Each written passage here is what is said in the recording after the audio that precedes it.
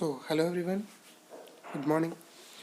मैं आपका अंकित वेलकम करता हूँ आपको आपके अपने channel study with me, yes you can. आज हम एक नई सीरीज़ को स्टार्ट करेंगे जो कि एनिमल टिश्यूज़ है। अभी काफ़ी हमारे चैप्टर्स के बीच में लैग रह गया था, अब हम बायोलॉजी भी स्टार्ट कर दिया बीच में। तो आप बोलेंगे सर ऐसा कैसे? तो मैं सोच रहा हूँ कि आपकी जो केमिस्ट्री है वो बोर्ड फॉर्मेट के मेथड में चलती रहे और जो बायोलॉजी है वो इस फॉर्मेट में स्टार्ट हो। तो स्टार्ट करते हैं। पार्ट फर्स्ट है ये, अभी आज जो आ रहा है ये पार्ट फर्स्ट है। इसको हम स्टार्टिंग से पढ़ेंगे। अब बिगनर बुक से जो एलन की मॉड्यूल्स होती हैं, एलन के नोट्स हैं, उसकी हेल्प से पढ़ेंगे और हर बिगनर बुक से को पार्ट्स में डिवाइड करते हुए पढ़ेंगे, ताकि अगर आपके पास मॉड्यूल्स ऑलरेडी प्रेजेंट हैं तो आप उनसे पहले हमारे पढ़ाने से पहले ही पढ़ पाएँ। तो स्टार्ट करते हैं। Animal tissue. देखो, चैप्टर स्टार्ट करने से पहले आपको एक इम्पोर्टेंट बात मैं बताना चाहता हूँ कि कल हमारे माननीय एजुकेशन मिनिस्टर जो अपने रमेश पोखरियाल सर हैं, वो लाइव आए थे और उन्होंने एक कॉन्ट्राडिक्टरी बात कह दी थी कि जो नीट का रिवाइज सिलेबस है, नीट का जो रिवाइज सिलेबस है वो जो सीबीएसई ने सिलेबस डाला है उसके इक्विवेलेंट सिलेबस आएगा। पर जब आप सिलेबस देखोगे तो सिलेबस में ऐसा कुछ भी छूटने लायक बचा नहीं है। इस पे एक वीडियो भी डाली थी, हमारे यूट्यूब पे एक चैनल है नीट 101 के डॉक्टर आनंद मनी सर हैं, उन्होंने वीडियो डाली थी। वो वीडियो आप देख सकते हैं, उसकी लिंक मैं आपको डिस्क्रिप्शन में दे दूँगा। तो ये कुछ ऐसा उन्होंने कहा था और उस पर क्या कॉन्ट्राडिक्टरी बात है उसको देखने के लिए आप वो वीडियो जो है मैं आपको लिंक दे दूँगा, वो आप देख लेना। आज हम एनिमल टिश्यूज से स्टार्ट करते हैं। तो what is animal tissue? Tissue क्या है, क्या नहीं है, और उसके अंदर क्या मिल सकता है हमें, उसमें हमें क्या पढ़ना है और कहाँ से क्वेश्चन बनेंगे हमें देखना है। तो टिश्यूज़, तो टिश्यू क्या है? वो ग्रुप ऑफ सेल है जिसका सिमिलर स्ट्रक्चर हो, सिमिलर फंक्शन हो या सिमिलर ओरिजिन हो, या फिर इसकी एक और डेफिनेशन में हम कहें कि ऐसा ग्रुप ऑफ सिमिलर सेल जिसका इंटरसेलुलर सब्सटेंसेस के साथ में कोई ऑर्गेनाइजेशन हो और उसका कोई स्पेसिफिक फंक्शन हो, तो उस ऑर्गेनाइजेशन को हम टिश्यू कहते हैं। दूसरे वर्ड में अगर इस चीज़ को समझना है कि ऐसा group of cell with along with the intercellular substances जिनका सिमिलर स्ट्रक्चर, फंक्शन और ओरिजिन हो, वो हम टिश्यू कहते हैं। उस ऑर्गेनाइजेशन को हम टिश्यू कहते हैं। यहाँ एक बात पर ध्यान रखने वाली होती है, क्या कि भले ही स्ट्रक्चर डिसिमिलर हो या फंक्शन डिसिमिलर हो, पर अगर उनका ओरिजिन सिमिलर है तो उस टाइप की ऑर्गेनाइजेशन को हम टिश्यू ही कहेंगे। अब इसमें जो पॉइंट नेक्स्ट हमारे नोट्स में आता है वो आता है ऑर्गन, कि व्हाट इज ऑर्गन। तो जब टिश्यू को स्पेसिफिक प्रोपोर्शन में हम एक ऑर्गेनाइज कर देते हैं, ऑर्गेनाइज सिस्टम के अंदर इंक्लूड कर देते हैं जब टिश्यू को हम, तो उस ऑर्गेनाइज सिस्टम को हम ऑर्गन सिस्टम या ऑर्गन बोलते हैं। और उन ऑर्गन का जब कोई कॉमन फंक्शन परफॉर्म हो रहा हो तो उस टाइप के सिस्टम को हम ऑर्गन सिस्टम बोल देते हैं। पर डेफिनेशन के अकॉर्डिंग देखते हैं हम क्या समझ रहे हैं कि tissues are organised in specific proportion and pattern to form organ. कि जब टिश्यू का ऑर्गेनाइजेशन एक स्पेसिफिक प्रोपोर्शन में हो या एक पैटर्न में हो तो उसको हम ऑर्गन बोलते हैं। तो सर ऑर्गन तो समझ में आ गया, तो सर टिश्यू भी समझ में आ गया, तो सर ये ऑर्गन सिस्टम क्या है? तो ऑर्गन सिस्टम क्या है कि व्हेन टू और more organ perform common function by the physical और chemical interaction they together form organ system. कि जब दो या दो से ज़्यादा ऑर्गन एक कॉमन फंक्शन को परफॉर्म कर रहे हों बाय फिजिकल या केमिकल इंटरेक्शन, तो उस टाइप के सिस्टम को हम ऑर्गन सिस्टम बोलते हैं। स्पीड फास्ट तो नहीं लग रही होगी आपको, मैं काफ़ी धीरे धीरे बात कर रहा हूँ और भी मैं कोशिश करूँगा कि आपको अच्छे से समझ में आए, चीज़ें जल्दीबाजी ना हो। एलन के नोट्स को हम बार बार रिवाइज कर रहे हैं, इससे क्या होगा कि आपको ये तो नहीं लगेगा कि हम कहीं भी मतलब जो पॉइंट है कि कहाँ भी आपका पॉइंट छूट जाएगा या फिर ऐसा कुछ रह जाएगा, तो ऐसा कुछ भी नहीं होगा। हम एलन के नोट्स के थ्रू हम पढ़ाई कर रहे हैं। आगे क्या है, डिवीजन ऑफ लेबर। कि सब पॉइंट डिवीजन ऑफ लेबर का मतलब क्या होता है। सेल, टिश्यू, ऑर्गन या ऑर्गन सिस्टम जब अपने काम को एक डेफिनेट डिविडेशन दे दें, जैसे आपके घर में होता है कि मम्मी एक स्पेसिफिक काम करेंगे, पापा एक स्पेसिफिक काम करेंगे, भैया एक स्पेसिफिक काम करेगा और छोटू एक स्पेसिफिक काम करेगा। इस काइंड में एक डेफिनेट डिवीज़न दे देते हैं, जैसे आपके घर में भी कि हाँ भैया आपके छोटे भाई बहनों में आपने काम बांट लिया कि झाड़ू तू लगाएगा, पोछा मैं लगाऊंगा। इसी तरीके से सेल्स, टिश्यू और ऑर्गन सिस्टम अपने काम को एक डेफिनेट डिवीज़न दे देते हैं और उस डिविडेशन को हम डिवीज़न ऑफ लेबर कहते हैं। पर अब हमारे coming back to our topic, जो मेन हमारा टॉपिक था कि टिश्यू क्या होते हैं। टिश्यू 4 तरीके से डिवाइडेड होता है। कौन कौन से तरीके होते हैं वो हम देखेंगे अभी। कि टिश्यू को हम अगर डिवाइड करने पहुंचते हैं तो टिश्यू को 4 तरीके से डिवाइड कर सकते हैं। पहला जो टाइप आएगा वो आएगा एपिथेलियल टिश्यू, दूसरा टाइप कनेक्टिव टिश्यू, तीसरा टाइप मस्कुलर टिश्यू और चौथा टाइप नर्वस टिश्यू। इन चारों टाइप के टिश्यूज़ को हम 1 बाय 1 स्टडी करेंगे। सबसे पहला पॉइंट आता है कि व्हाट इज़ एपिथेलियल टिश्यू। तो एपिथेलियल टिश्यू के अंदर यहाँ क्या लिखा है कि कवरिंग या प्रोटेक्टिव टिश्यू, किसी चीज़ की कवरिंग या प्रोटेक्टिव टिश्यू। इसका डिटेल्ड हम अभी नीचे देखेंगे, पर अभी अगर एपिथेलियल का मतलब समझना है तो उसका मतलब है कवरिंग या प्रोटेक्टिव टिश्यू। दूसरा जो आता है वो आता है कनेक्टिव टिश्यू। कनेक्टिव टिश्यू का मतलब क्या होता है, टू कनेक्ट स्ट्रक्चर या provide support to body and transport substances in the body. क्या कहा जा रहा है कि अगर स्ट्रक्चर प्रोवाइड करना है या फिर सपोर्ट प्रोवाइड करना है या फिर बॉडी में किसी सब्सटेंसेस का ट्रांसपोर्ट करना है तो उसको हम किसके थ्रू करेंगे, कनेक्टिव टिश्यू के थ्रू करेंगे। तीसरा जो पॉइंट आता है कि व्हाट इज़ मस्कुलर टिश्यू। तो अगर हमें कॉन्ट्रैक्शन और लोकोमोशन करना है तो वो हम करते हैं मस्कुलर टिश्यू के थ्रू। और अगर हमें हमारी बॉडी में कहीं से सिग्नल्स पहुंचाने हैं या फिर कहीं सिग्नल का जनरेशन करना है तो हम उस टाइप के टिश्यू को जो वो परफॉर्म करेंगे उसको हम बोलते हैं नर्वस टिश्यू। एक बार फिर से रिपीट करता हूँ कि अगर किसी चीज़ की कवरिंग या प्रोटेक्टिव टिश्यू है तो वो एपिथेलियल टिश्यू। अगर कोई स्ट्रक्चरल टिश्यू है या सपोर्ट प्रोवाइड कर रहा है या ट्रांसपोर्ट कर रहा है सब्सटेंसेस का तो उस टाइप को हम बोलते हैं कनेक्टिव टिश्यू। अगर कॉन्ट्रैक्शन और लोकोमोशन करना है तो उस टाइप को हम बोलते हैं मस्कुलर टिश्यू। और अगर हमें क्या करना है, नर्व इम्पल्सेस का जनरेशन करना है या कंडक्शन करना है तो उस टाइप के टिश्यू को हम नर्वस टिश्यू बोलते हैं।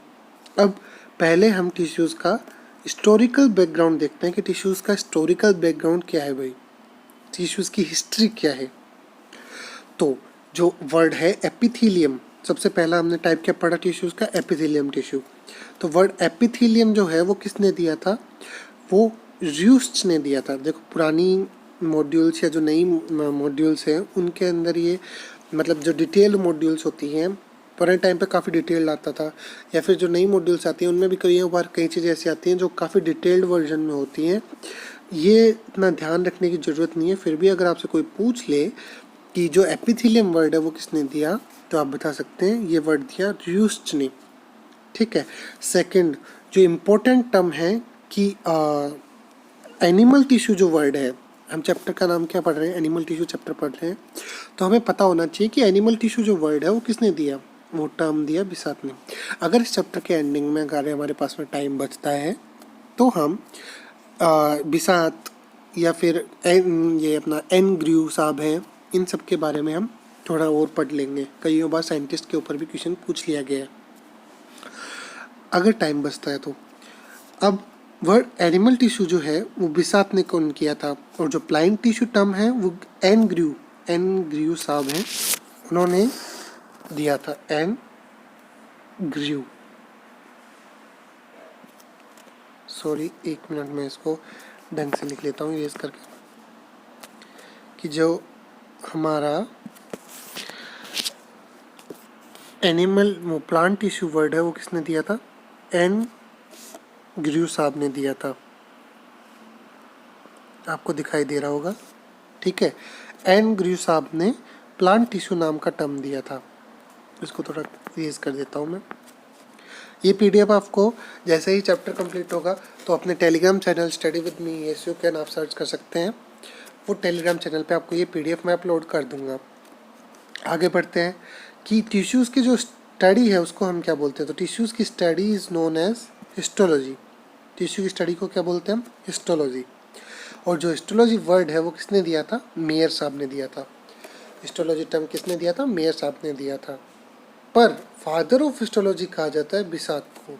क्यों कहा जाता है, कि जो नॉर्मली एनिमल टिश्यू वर्ड भी जो जैसे आप देख रहे हैं कि एनिमल टिश्यू वर्ड जो दिया था वो बिसात ने दिया था, इसी तरीके से फादर ऑफ हिस्टोलॉजी या जिसको हम कह सकते हैं स्टडी ऑफ टिश्यू हिस्टोलॉजी है, तो फादर ऑफ हिस्टोलॉजी किसे कहा जाएगा, बिसात साहब को कहा जाएगा।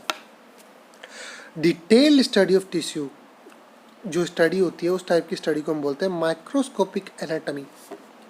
आपने अभी हम कुछ अपकमिंग लेसन्स में हम मॉर्फोलॉजी और एनाटॉमी नाम के दो चैप्टर्स हैं हमारी 11th क्लास में, morphology of plants and anatomy of plants, वो भी हम अपलोड करेंगे। तो उस टाइम पे मैं आपको बताऊंगा एनाटॉमी का मतलब क्या होता है, मॉर्फोलॉजी का मतलब क्या होता है। अभी हम आगे बढ़ते हैं। Founder of the microscopic anatomy यानी जो डिटेल स्टडी है टिश्यू की, उसके फाउंडर कौन है, तो वो है मार्सेलो माल्फिजी। आगे बढ़ते हैं। देखिए हमारे पास में पढ़ने को बहुत सारी चीज़ें हैं। अगर हम हमारा पेस मेंटेन करके नहीं चले तो हम पीछे छूट जाएंगे। तो क्विकली एंड जितना हो सकता है उतना डिस्क्रिप्टिवली हम चीज़ों को पढ़ना स्टार्ट करेंगे, ठीक है। इसीलिए मैंने एलन की मॉड्यूल से पढ़ाना स्टार्ट किया। देखिए एलन एक अपने आप में एक रेपुटेटिव कोचिंग है, पर उसका जो सीधी सी बात है उसका मटेरियल भी उतना ही ज़्यादा रेपुटेटिव होगा, ठीक है। तो आप उसी से पढ़े तो मेरे ख्याल से वो मच बेटर होगा, ताकि हम एक भी चीज़ को मिस ना करें और हर चीज़ को कंप्लीट करते हुए आगे बढ़ें। आगे बढ़ते हैं। सबसे पहला टाइप टिश्यू का क्या था, एपिथेलियल टिश्यू। तो वो एपिथेलियल टिश्यू को हम पढ़ेंगे। क्या टाइप था, एपिथेलियल टिश्यू। उसको हम एपिथेलियम टिश्यू भी बोलते हैं। तो सबसे पहला एम्ब्रियोनिक डेवलपमेंट में सबसे पहले टिश्यू का डेवलपमेंट हुआ था वो एपिथेलियम टिश्यू ही होता है। पावर ऑफ रीजनरेशन जो होती है एपिथेलियम टिश्यू में वो बहुत ही ज़्यादा होती है। ओह सॉरी, इस टिश्यू में सही बोला मैंने। पावर ऑफ रीजनरेशन जो होती है इस टाइप के टिश्यू में वो एकदम बहुत ही ज़्यादा होती है। और अगर मैं बोलूँ मैक्सिमम या मिनिमम, कि मैक्सिमम पावर ऑफ रीजनरेशन किस टाइप के टिश्यू में होती है और मिनिमम पावर ऑफ रीजनरेशन किस टाइप का टिश्यू में होती है, तो वो हम देखेंगे कि भैया मैक्सिमम, मैं पेन दूसरा ले लेता हूँ, कि मैक्सिमम पावर ऑफ रीजनरेशन किस में होती है, एपिथेलियल टिश्यू में होती है। और मिनिमम पावर ऑफ रीजनरेशन किस में होती है, नर्वस टिश्यू में होती है, ठीक है। मैक्सिमम पावर ऑफ रीजनरेशन किस में, एपिथेलियल टिश्यू में। मिनिमम पावर ऑफ रीजनरेशन किस में, नर्वस टिश्यू में। आगे बढ़ते हैं। ये जो एपिथेलियल टिश्यू है हमारा, वो एदर बॉडी फ्लूइड को फेस करता है या फिर आउटसाइड एनवायरनमेंट को फेस करता है, यानी एक कवरिंग या लाइनिंग की तरह एक्ट करता है। मैंने आपको ऊपर भी एक लाइन में इसको समझाया था कि ये कवरिंग या प्रोटेक्टिव टिश्यू की तरह एक्ट करता है। किसकी तरह, कवरिंग या प्रोटेक्टिव टिश्यू की तरह एक्ट करता है ये, है ना, एपिथेलियल टिश्यू। अब आगे देखते हैं। तो वर्ड एपिथेलियम जो है वो दो वर्ड से मिलकर बना हुआ होता है। एक तो होता है एपी, यानी इसका मतलब होता है अपॉन, और दूसरा वर्ड जो होता है वो होता है थीलिया, जिसका मतलब होता है ग्रोथ, यानी जिसके ऊपर ग्रोथ हुई हो, अपॉन ग्रोथ, ठीक है। तो अपॉन ग्रोथ का मतलब कि एक कवरिंग की तरह करना या फिर एक लाइनिंग की तरह करना, किसके ऊपर, दूसरे टाइप के टिश्यूज के ऊपर। आगे देखते हैं। एक टिश्यू या इसकी जो एग्जैक्ट डेफिनेशन जो बताई गई है वो क्या बताई गई है, tissue which grows upon another tissue, उसको हम बोलते हैं एपिथेलियम टिश्यू। फिफ्थ पॉइंट क्या कहता है हमारा, देखना। It always rest upon underlying connective tissue. मैंने आपको अभी बताया कि किसी दूसरे टाइप के टिश्यूज़ के ऊपर लाई करता है, तो इसके नीचे कौन सा टाइप के टिश्यूज़ प्रेजेंट होते हैं? Connective tissues. कनेक्टिव टिश्यूज़ का काम क्या होता है? सपोर्ट प्रोवाइड करना, स्ट्रक्चर प्रोवाइड करना और सब्सटेंसेस का ट्रांसपोर्ट करना। ये भी हमने थोड़ी देर पहले पढ़ा था। सॉरी, गला खराब आज। आगे बढ़ते हैं। Epithelium is only tissue in which cells are arranged in uniform layer. Epithelium एकमात्र ऐसा टिश्यू है जिसमें सेल्स जो हैं वो यूनिफॉर्म लेयर की फॉर्म में अरेंज्ड है। इसको थोड़ा जूम कर देता हूँ ताकि अच्छे से हाईलाइट हो सके। Epithelium cells are compactly packed with little intercellular matrix. एक वर्ड आता है, एक तो आता है मैट्रिक्स और एक आता है फाइबर। मैट्रिक्स होता है जिसको हम बोलते हैं ग्राउंड सब्सटेंसेस, और फाइबर्स होते हैं डिफरेंट टाइप के कह सकते हैं जो कोलेजन फाइबर का आपने नाम सुना होगा, प्रोटीन फाइबर्स का आपने नाम सुना होगा, उस टाइप में। इनको हम आगे डिटेल में पढ़ेंगे। अब आगे पढ़ते हैं। Due to absence of intercellular spaces, blood vessel, lymph vessels या कैपिलरीज इसमें पेनिट्रेट नहीं कर पाते हैं। एक इम्पोर्टेंट पॉइंट, जो अभी तक इम्पोर्टेंट पॉइंट्स हमने क्या पढ़े कि ये कवरिंग या लाइनिंग की तरह करते हैं। मैक्सिमम पावर ऑफ रिजनरेशन होता है इनके अंदर। और अगला पॉइंट हमारे पास में क्या आता है कि इनके अंदर इंटरसेल्युलर स्पेसेस नहीं होती हैं, जिस वजह से इनके अंदर ब्लड वेसल्स, लिम्फ वेसल्स या कैपिलरीज पेनिट्रेट नहीं कर पाती है, पियर्स नहीं कर पाती हैं। यानी यहाँ पे ब्लड सर्कुलेशन भी एब्सेंट होता है। ठीक है। अब पर ये क्वेश्चन पूछा तो सर, तो इन पे न्यूट्रिशन कैसे दिया जाता है, इनको न्यूट्रिएंट्स कैसे प्रोवाइड किया जाते हैं? तो यहाँ लाइन आती है कि hence this cell depend for their nutrition on their underlying connective tissue. उसके नीचे जो कनेक्टिव टिश्यू प्रेजेंट है उसके ऊपर डिपेंडेंट होती है ये एपिथेलियल टिश्यू। बेसमेंट, उसके बाद में हमारे पास में एक टर्म आता है जिसका नाम होता है बेसमेंट मेम्ब्रेन। अब बेसमेंट मेम्ब्रेन क्या होती है? बिटवीन एपिथेलियम, क्या between epithelium and connective tissue एक लेयर होती है जो कि आदान प्रदान का काम करती है, ट्रांसपोर्ट करने का काम करती है न्यूट्रिएंट्स का। वो उस मेम्ब्रेन को हम बेसमेंट मेम्ब्रेन बोलते हैं। या फिर इसकी एक एग्जैक्ट डेफिनेशन हम देना चाहें, अ थिन और non living acellular basement membrane is present which is highly permeable. Thin और non living acellular basement membrane present होती है जो कि हाईली परमेबल हो, उस टाइप की मेम्ब्रेन को हम बेसमेंट मेम्ब्रेन बोलते हैं। जो बेसमेंट मेम्ब्रेन है वो 2 लेयर से बनी हुई होती है। ठीक है। अभी आपको ऐसा तो नहीं लग रहा कि जस्ट रीडिंग चल रही है, अभी हम उस फिगर को और देखेंगे। आगे बढ़ते हैं कि एपिथेलियम और कनेक्टिव टिश्यू के बीच में एक पतली non living acellular basement membrane present होती है जो हाईली परमेबल होती है ताकि ट्रांसपोर्ट हो सके सब्सटेंसेस का इधर से उधर। 2 लेयर से मिलकर बनी हुई होती है, पहला बेसल लेमाइना और दूसरा फाइब्रस लेमाइना। बेसल लेमाइना है वो एपिथेलियम के टुवर्ड्स होती है और ग्लाइकोप्रोटीन से मिलके बनी हुई होती है जो एपिथेलियम सेल सिक्रीट करते हैं। और फाइब्रस लेमाइना कनेक्टिव टिश्यूज की तरफ होती है जो कि कोलाजन, रेटिकुलर फाइबर्स और म्यूकोपॉलीसेकेराइड से बनी हुई होती है जो कि कनेक्टिव टिश्यू का मैट्रिक्स सिक्रीट करता है। तो आपको समझ में आ गया होगा कि बेसल लेमाइना ग्लाइकोप्रोटीन से बना हुआ होता है जो कि एपिथेलियम टिश्यू से सिक्रीट करती है, और कोलेजन और रेटिकुलर फाइबर या म्यूकोपॉलीसेकेराइड जो कि फाइब्रस लेमाइना में होते हैं वो कनेक्टिव टिश्यू, जो अंडरलाइंग कनेक्टिव टिश्यू होता है वो सिक्रीट करती है। एक लाइन और आती है इसमें कि mucopolysaccharide is present in the form of hyaluronic acid. ठीक है। म्यूकोपॉलीसेकेराइड जो फाइब्रस लेमाइना में प्रेजेंट है वो हाइलोयूरेनिक एसिड की फॉर्म में प्रेजेंट होता है। ठीक है। बेसमेंट मेम्ब्रेन एक तरीके से हम कह सकते हैं, यानी कि बेसमेंट मेम्ब्रेन जो है हमारी, यानी जो हमारी बेसमेंट मेम्ब्रेन है वो एपिथेलियल टिश्यू और कनेक्टिव टिश्यू दोनों से मिलकर बनी हुई होती है।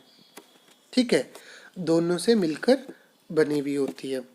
ये प्लस का साइन है ना। आगे लाइन क्या आती है कि हाँ, इसी को हाईलाइटेड वर्जन में कह दिया कि so basement membrane secreted by both epithelium and connective tissues. अब हम बढ़ेंगे डिफरेंट टाइप के जो जंक्शंस प्रेजेंट होते हैं एपिथेलियल टिश्यू में उनकी तरफ। फिर आएंगे टाइप्स ऑफ एपिथेलियल टिश्यू और वहाँ पे फिर उसके बाद में एपिथेलियल टिश्यू खत्म। ठीक है, इतना हम एपिथेलियल टिश्यू में पढ़ते हैं। एक्सरसाइज भी करेंगे और हम इस जो सेशन है उसको बिगनर बुक्स की फॉर्म में अरेंज करेंगे कि जैसे जैसे बिगनर बुक्स जो एल में अगर आप पढ़ते हैं तो आपको पता होगा, नहीं पढ़ते हैं तो आपको नहीं पता होगा। तो जैसे जैसे बिगनर बुक्स आएंगे वो एक्सरसाइज करके हम उस पार्ट का एंड करेंगे। अब जो हम पढ़ेंगे वो पढ़ेंगे इंटरसेलुलर जंक्शंस। सो इंटरसेलुलर जंक्शंस क्या होते हैं? एपिथेलियल टिश्यू के दो सेल्स में आपस में जो जंक्शन होता है वहाँ, यानी हमने देखा था, क्या देखा था कि जो एपिथेलियल टिश्यू है वहाँ पे इंटरसेलुलर जो स्पेसेस हैं वो बहुत ही कम होते हैं, लेस होते हैं, है ना। इंटरसेलुलर स्पेसेस बहुत ही कम होते हैं। तो वहाँ पे कुछ जंक्शंस प्रोवाइडेड होते हैं दो सेल्स के बीच में। ये दो सेल्स हैं, इन सेल्स के बीच में कुछ डिफरेंट टाइप के जंक्शंस प्रेजेंट होते हैं ताकि जो सब्सटेंसेस हैं उनका इधर से उधर और उधर से इधर ट्रांसपोर्ट हो सके। तो वो हम देखना है कि कौन कौन से टाइप के जंक्शन प्रेजेंट हो सकते हैं।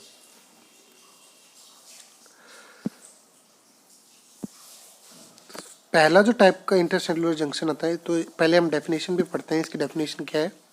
To provide both structural and functional link between individual cells of epithelial cell। Different उनके जो जंक्शन हैं वो अलग अलग मॉडिफिकेशन में कन्वर्ट हो जाते हैं। तो पहला मॉडिफिकेशन जो आता है वो आता है इंटरडिजिटेशन। इंटरडिजिटेशन क्या होता है? फिंगर लाइक प्रोसेसेस होती हैं प्लाज्मा मेम्ब्रेन से बनी हुई, जो एक दूसरे सेल की साइटोप्लाज्म में, एडजेसेंट जो साइटोप्लाज्म है उसके अंदर, एक मिनट, ये पेन क्यों नहीं वर्क कर रहा है, एक सेकंड में चेक कर लेता हूँ। हाँ, वर्क कर रहा है, सॉरी टेक्निकल प्रॉब्लम हो गई थी। ये कि फिंगर लाइक प्रोजेक्शन होते हैं प्लाज्मा मेम्ब्रेन की इंटरडिजिटेशन, जो एक दूसरे की साइटोप्लाज्म में, एडजेसेंट सेल की साइटोप्लाज्म में एंटर कर जाते हैं। एक तरीके से इस टाइप के जो की और लॉक टाइप में दिखता है ना, मान लो ये की है और लॉक कैसे खुलता है कि जो साइटोप्लाज्म है डिफरेंट सेल की, वो एक दूसरे के अंदर इस तरीके से फिक्स हो जाती हैं। ठीक है, ये आपको दिख रहा होगा, इस टाइप का जंक्शन से बन जाता है ना। अब ये जो जंक्शन होता है उस के जंक्शन को हम बोलते हैं इंटरडिजिटेशन। सेकेंड जो टाइप का जंक्शन आता है वो आता है एडहेरिंग जंक्शन या desmosomes. This type of junction, या जिसको हम मैक्यूलर एडहेरेंस भी बोलते हैं, डिस्क लाइक प्रोटीन होती है उसमें, जिसको हम बोलते हैं टोनोफाइब्रिल्स। केराटिन प्रोटीन से बने हुए होते हैं टोनोफाइब्रिल्स। तो ये फिलामेंट जो हैं वो डीपली सिचुएटेड होते हैं साइटोप्लाज्म के, दो सेल्स के साइटोप्लाज्म में डीपली एक दूसरे में धसे हुए होते हैं। इस टाइप के, देखो फिर से समझते हैं कि इस टाइप के जंक्शन को हम क्या बोलते हैं? Macular adherens. Disc like protein plates present होती है जिसको हम बोलते हैं टोनोफाइब्रिल्स, जो केराटिन प्रोटीन से बनी हुई होती हैं और एक दूसरे के साइटोप्लाज्म में डीपली सिचुएटेड होती हैं। ठीक है, इस टाइप के मैकेनिकल जो सपोर्ट है इसको स्ट्रेटिफाइड एपिथेलियम भी बोलते हैं। These structure provide mechanical support to stratified epithelium, sorry मैं बोलता हूँ कि ये स्ट्रेटिफाइड एपिथेलियम में भी मिलते हैं। ठीक है, और एक सीमेंट का परफॉर्म करते हैं। कई बार नीट में क्वेश्चन आए हैं कि which type of junction is also known as cementing junction. तो वो जंक्शन होता है एडहेरिंग जंक्शन या फिर डेस्मोसोमल जंक्शन या फिर मैक्यूला एडहेरेंस। ये तीन नाम में हम बोल सकते हैं इसको। ये नीट में एक दो बार क्वेश्चन रिपीट हुआ है। जब हम प्रीवियस ईयर के क्वेश्चन इसमें लगाएंगे तब आपको क्वेश्चन में दिखाऊंगा। एक सीमेंट की लेयर की तरह एक्ट करता है नेबरिंग सेल को टुगेदर ज्वाइन करने के लिए, और स्ट्रेटिफाइड एपिथेलियम में भी ये टाइप का जंक्शन मिलता है। कौन से टाइप का? मैक्यूलर एडहेरेंस या एडहेरिंग जंक्शन या डेस्मोसोमल जंक्शन। तीसरे टाइप का जो जंक्शन आता है वो आता है tight junction. At some places plasma membrane of adjacent cell become fuse to form tight junction. होता क्या है कि जो एडजेसेंट सेल्स होती हैं उनकी प्लाज्मा मेम्ब्रेन है ना, वो फ्यूज कर जाती हैं और एक मतलब काइंड ऑफ, जैसे आपने देखा होगा जो ट्रेन होती है ना, ट्रेन के बीच में दो डिब्बों को ज्वाइन करने के लिए इस टाइप की स्ट्रक्चर होती है। मैं बना के दिखाता हूँ आपको, रुको। इस टाइप की जंक्शन होती है दो डिब्बों को ज्वाइन करने के लिए, आपने देखा होगा, है ना। ये एक दूसरे से टाइटली कंबाइन हो जाते हैं दोनों, है ना, एक दूसरे से दोनों टाइटली कंबाइन हो जाते हैं। इस टाइप का जंक्शन जो होता है वो बोलते हैं टाइट जंक्शन। हमारी डेफिनेशन क्या कहती है इसमें कि at some places plasma membrane of adjacent cells become fused to form tight junction, ताकि सब्सटेंसेस का लीकेज ना हो पाए ट्रांसपोर्ट के टाइम पे, ठीक है। This structure are mostly found in columnar epithelium. Adhering junction किस में मिलते थे? स्ट्रेटिफाइड एपिथेलियम में। टाइट जंक्शन किस में मिलते हैं? कोलुमिनर एपिथेलियम में। ये जो डिफरेंट टाइप की एपिथेलियम है, इनके टाइप्स हम नेक्स्ट अपकमिंग वीडियोस में जो जल्दी आएगी, आज या कल में फिर से डल जाएगी, वो आज शाम तक या फिर मे बी कल सुबह तक डल जाएगी, ठीक है। जो लास्ट और फोर्थ टाइप का जो जंक्शन आता है वो आता है गैप जंक्शन। दो सेल को फ्रीली कम्युनिकेट करने के लिए जो टाइप का जंक्शन होता है वो गैप जंक्शन होता है। इनके डायग्राम भी अभी हम देखेंगे कि facilitate the cell to communicate with each other by connecting cytoplasm of adjoining cell for rapid transfer of ions, small molecules and sometimes big molecules. क्या कि सेल्स को फैसिलिटेट करने के लिए, ताकि रैपिड ट्रांसफर उसके किसका, आयंस का, स्मॉल मॉलिक्यूल्स का, या फिर सम टाइम बिगर मॉलिक्यूल्स का, उस टाइप के जंक्शन को हम बोलते हैं गैप जंक्शन। आप तीनों का डायग्राम देख सकते हैं या फिर मैं जूम करके दिखाता हूँ आपको। ये जो टाइप का जंक्शन है हमारा, ये डेस्मोसोमल जंक्शन है। ये जो टाइप का जंक्शन है वो टाइट जंक्शन है, और इधर आप गैप जंक्शन देख सकते हैं। ये आप देख सकते हैं कि ये टोनोफिलामेंट्स या टोनोफाइब्रिल जो हमने बोले थे, केराटिन प्रोटीन से जो बने हुए होते हैं वो हैं। बीच में आप डेस्मोसोमल ट्यूब्स भी देख सकते हैं यहाँ पे। टाइट जंक्शन में आप देख सकते हैं कि एक दूसरे की प्लाज्मा मेम्ब्रेन एक दूसरे से फ्यूज हो चुकी हैं, ठीक है। और तीसरा जो जंक्शन है वो गैप जंक्शन, यहाँ पे आप देख सकते हैं फ्रीली आयंस का ट्रांसपोर्ट हमारे हो रहा है, ठीक है। अब आगे हम बढ़ते हैं, मैं क्लियर कर देता हूँ आपके लिए, ठीक है। नेक्स्ट आगे बढ़ते हैं। अब प्लाज्मा मेम्ब्रेन का डिफरेंट मॉडिफिकेशंस होते हैं। वो मॉडिफिकेशन क्या है वो हम देखते हैं हमें, कि अगर प्लाज्मा मेम्ब्रेन माइन्यूट प्रोसेसेस में कन्वर्ट, आपने विलाई देखी होगी, जैसे सेल्स के ऊपर ऐसे कुछ विलाई बनी हुई, मैं आपको बना के दिखाता हूँ। कुछ सेल्स देखी होंगी आपने इस टाइप की, कि ये सेल है, एक मिनट इसकी थिकनेस कम कर लेता हूँ मैं। ये कुछ इस टाइप की हमारी सेल है, और उस टाइप के कुछ इस टाइप के प्रोसेसेस देखे होंगे विलाई जैसे। ये माइन्यूट प्रोसेसेस जो होती हैं, इनको हम क्या बोलते हैं और ये क्या मॉडिफिकेशन है, हमें अब इनको स्टडी करना है। आगे देखते हैं कि माइक्रोविलाई अगर माइन्यूट प्रोसेसेस में हो तो उसके ऊपर जो सीलिया और काइनोसीलिया है वो लॉन्ग सिलेंडर प्रोसेसेस में होंगी। और एक सेकंड रुकिए, आपको देखिए, इसको मैं आपको अच्छे से जूम कर लूँ। हाँ, अब हम देखते हैं इसको, सॉरी। तो जो प्लाज्मा मेम्ब्रेन है वो तीन फॉर्म में हमारी जो है, क्या तो एक तो माइक्रोविलाई के फॉर्म में, या फिर सीलिया काइनोसीलिया की फॉर्म में, या स्टीरियोसीलिया की फॉर्म में डिफरेंट प्रोसेसेस बना सकती है।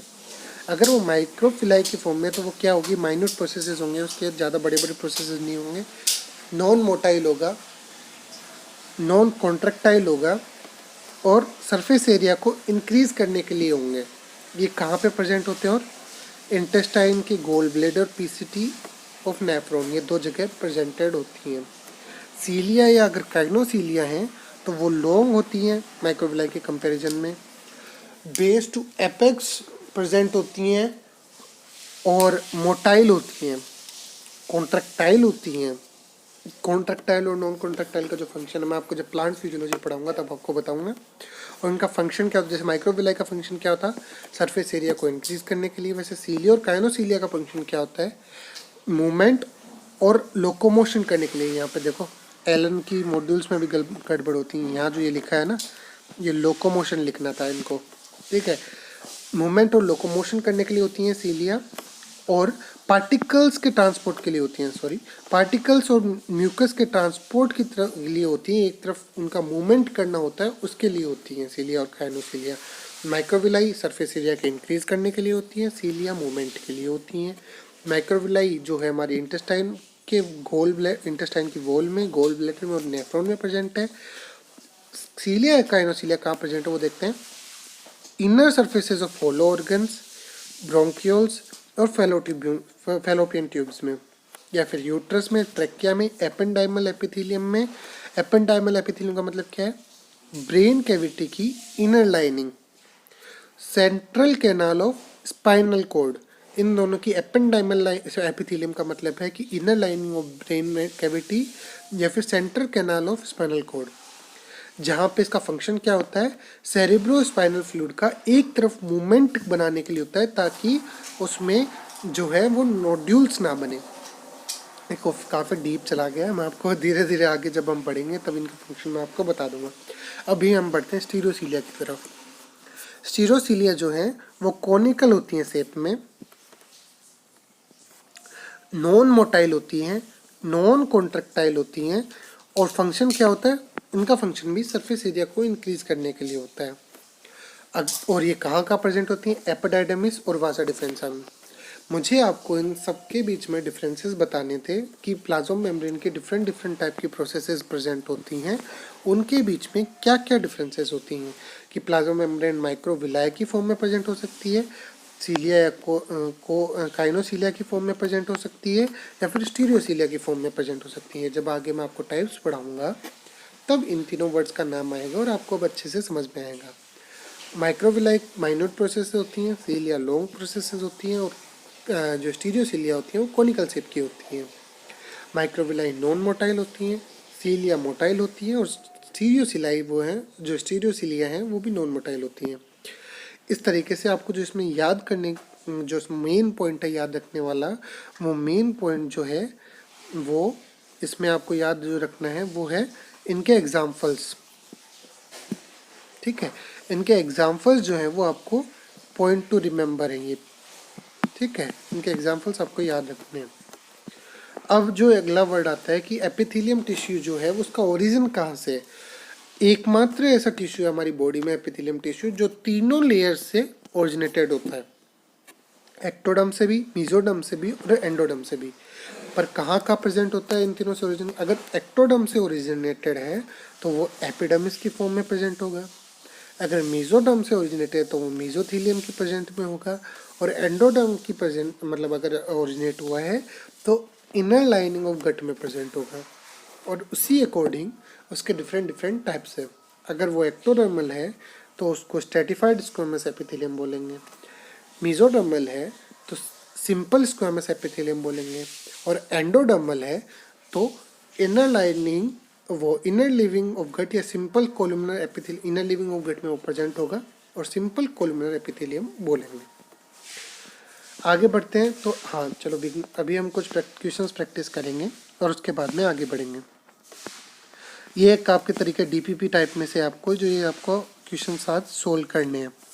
आप इसका 1 मिनट में इसको एक परफेक्ट उसमें ला दूँ, आप इसका स्क्रीनशॉट ले लीजिए और ये डीपीपी आपको प्रैक्टिस करनी है। अगर कहीं भी डाउट हो तो आप कमेंट बॉक्स में कमेंट करके, नेक्स्ट वीडियो में मैं ज़रूर कोशिश करूँगा कि सारे कमेंट्स आपके पढूं और जो डाउट्स हैं वो सोल्व करूँ। सो अलविदा लेता हूँ आपसे, टाटा, गुड बाय, सबा खैर।